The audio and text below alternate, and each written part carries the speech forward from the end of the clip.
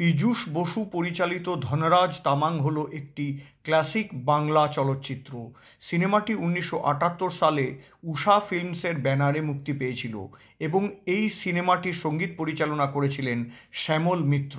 সিনেমাটির মুখ্য ভূমিকায় অভিনয় করেছিলেন উত্তম কুমার, সন্ধ্যা রায়, উৎপল দত্ত এবং অনিল চট্টোপাধ্যায়। একটি গুরুত্বপূর্ণ চরিত্রে অভিনয় করেছিলেন দিলীপ রায়ও। এতক্ষণ কোথায় ছিলি? শোন, তোর খাওয়া দাওয়া কিছু হয় নাই, হ্যাঁ?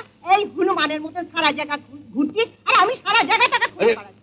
আমি জানি কোথায় গিয়েছিল, জুয়ার আড্ডায়। আমি তো সেই কখন ফিরেছি জুয়ার আড্ডা থেকে। ফিল্মটি মূলত সামাজিক প্রেক্ষাপটে নির্মিত, যেখানে ধনরাজ তামাং চরিত্রটি এক সংগ্রামী মানুষের প্রতীক হিসেবে উঠে এসেছে। পরিচালক পীযূষ বসু নিপুণ দক্ষতায় সিনেমাটির মাধ্যমে তৎকালীন সমাজের বৈষম্য এবং শ্রেণী সংঘাতের বাস্তব চিত্র ফুটিয়ে তুলেছিলেন। উত্তম কুমার এই ছবির প্রধান ভূমিকায় অভিনয় করেন এবং তার অসাধারণ অভিনয় দক্ষতা সিনেমাটিকে এক অন্য মাত্রায় নিয়ে যায়। ধনরাজ তামাং চরিত্রে তিনি একজন সাধারণ পাহাড়ি শ্রমিকের জীবন সংগ্রাম, অন্যায়ের বিরুদ্ধে রুখে দাঁড়ানোর মানসিকতা এবং অন্তরের মানবিকতাকে অত্যন্ত সাবলীলভাবে তুলে ধরেন।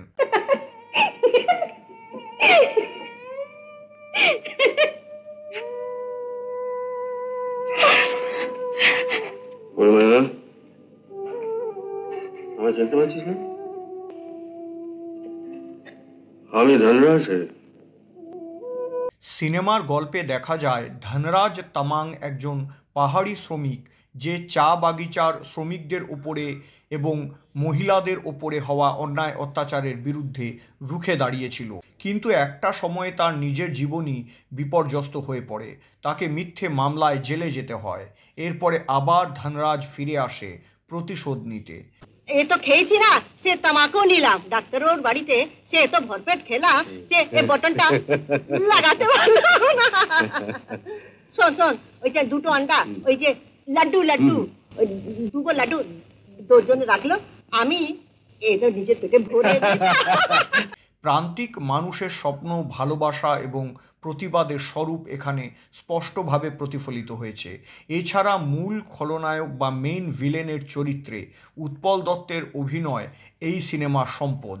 শক্তি সামন্তের অমানুষ এবং আনন্দ আশ্রমের পরে এই ছবিতে উত্তম কুমার এবং উৎপল দত্ত জুটির দুর্দান্ত রসায়ন দর্শকদের প্রাণ ভরে উপভোগ করার সুযোগ রয়েছে।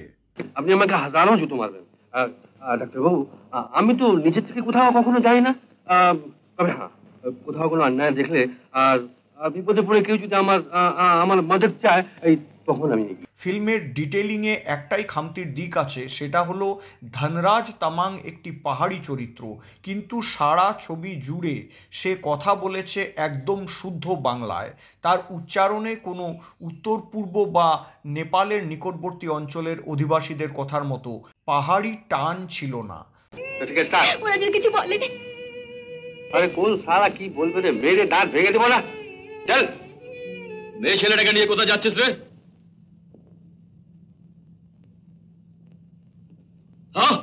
মুখ সামলে কথা বলবি না আগা। ফুলমায়া মেয়ে ছেলে নয়, ফুলমায়া আমার। এই সিনেমার প্রসঙ্গে উত্তম কুমার নিজেও বলেছিলেন যে আমার বয়স এবং শারীরিক সক্ষমতার তুলনায় চরিত্রটা আমার জন্য ঠিক উপযুক্ত নয়। এত মারপিট করতেও আমি অভ্যস্ত নই। যদি এই ফিল্মের প্রডিউসার আমি নিজে হতাম, তাহলে এই চরিত্রটা আমি বম্বে থেকে ড্যানিকে দিয়ে করাতাম।